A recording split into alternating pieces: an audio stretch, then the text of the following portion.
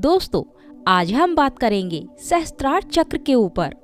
आपके तालू पर चींटियां चलने जैसा लगना या आप वहां पर कोई खिंचाव महसूस करते हैं, तो मैं आपको बता दूं दोस्तों, उस ईश्वर का आपके ऊपर पूर्ण आशीर्वाद है। सहस्त्रार चक्र का सीधा सा मतलब है कि आप उस यूनिवर्स से जुड़ चुके हैं। आप उस यूनिवर्स की एनर्जी से कनेक्ट हो चुके हैं। अगर ये सहस्त्रार आपका थोड़ा बहुत एक्टिवेट है, यहाँ पर आपको कुछ फील होता है, तो आपको थोड़ी और मेहनत करनी होगी, जिससे कि आप अपने इस सहस्त्रार चक्र को फुल एक्टिवेट कर सकें। अब मैं आपको बताऊंगी कि इस सहस्त्रार चक्र की एनर्जी का फ्लो और बढ़ाने के लिए आपको क्या करना होगा। सबसे पहले आपको अपने माथे पर ध्यान लगाना होगा, आंखें बंद करके। फिर उसके बाद में आपको बहुत गहरी सांसें लेनी और छोड़नी होगी, लेकिन नाभि तक सांस लेनी है। पर दोस्तों, एक बात का ध्यान रखना होगा, आपकी सांस बहुत ही स्लो होनी चाहिए। अब यहाँ पर ध्यान देने वाली बात यह है, जब आप सांस लेते हैं तब आपका ध्यान नाक पर होना चाहिए और छोड़ते वक्त आपका ध्यान माथे पर होना चाहिए। और जब आपकी सांस एकदम नॉर्मल हो जाए तब आपका ध्यान सहस्त्रार पर होना चाहिए, यानी कि आपके तालू पर। करीब आपको ऐसा करते वक्त आधा पौना घंटा हो जाता है और फिर आपको सहस्त्रार पर कुछ चींटियां चलने जैसा लगना या वहां पर कुछ खिंचाव सा होना। दोस्तों, जब ये सब होगा तो आपकी पूरी बॉडी सुन्न होने लगेगी। आप उस टाइम अपने आप को यूनिवर्स की एनर्जी से कनेक्ट कर चुके होंगे। उस एनर्जी का फ्लो आपके ऊपर बहुत तेजी से होता है, क्योंकि आप अपने अंदर से सारे विचारों को नष्ट कर चुके होंगे। तभी आपके सहस्त्रार चक्र पर उस यूनिवर्स की एनर्जी का फ्लो बहुत तेजी से होता है। दोस्तों, इसे लेकर कई कहानियां हैं, लेकिन मैं आपको एक बहुत ही छोटा सा उदाहरण दूंगी, जिससे कि आपको साफ साफ क्लियर हो सके। आप तोतापुरी और रामकृष्ण परमहंस को तो जानते ही होंगे। रामकृष्ण परमहंस उन दिनों सहस्त्रार में बहुत अधिक रमे हुए थे, इसलिए उनका लंबे समय तक जीवित रहना बहुत मुश्किल था। दोस्तों, जरा ध्यान से सुनना इन बातों को।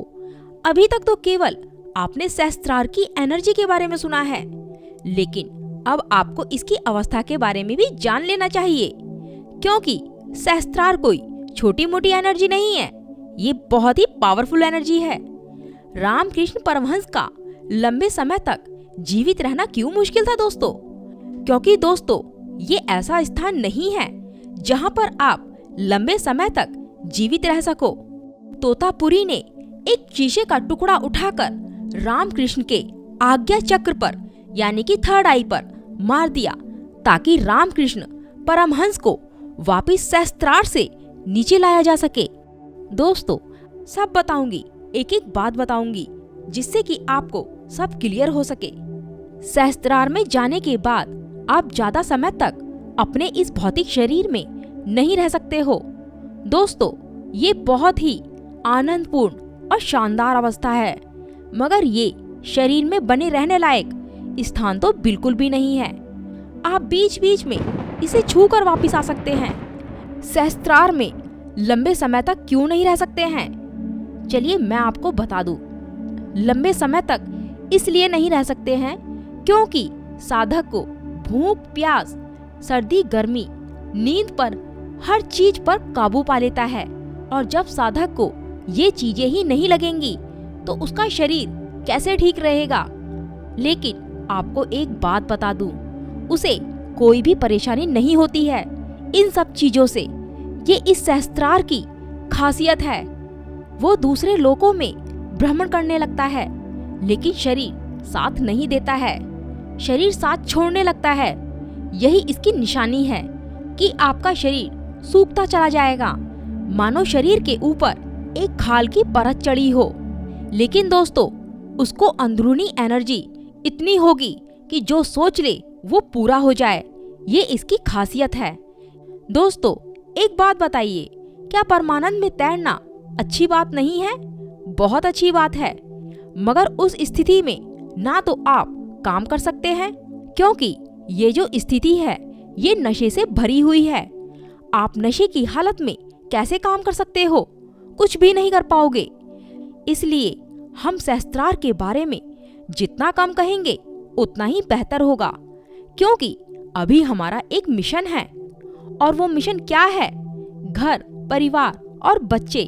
इसलिए खुद को कैसे मिटा सकते हैं? तो दोस्तों, वीडियो कैसी लगी कमेंट करके जरूर बताना और लाइक करना ना भूलना। नमस्कार दोस्तों।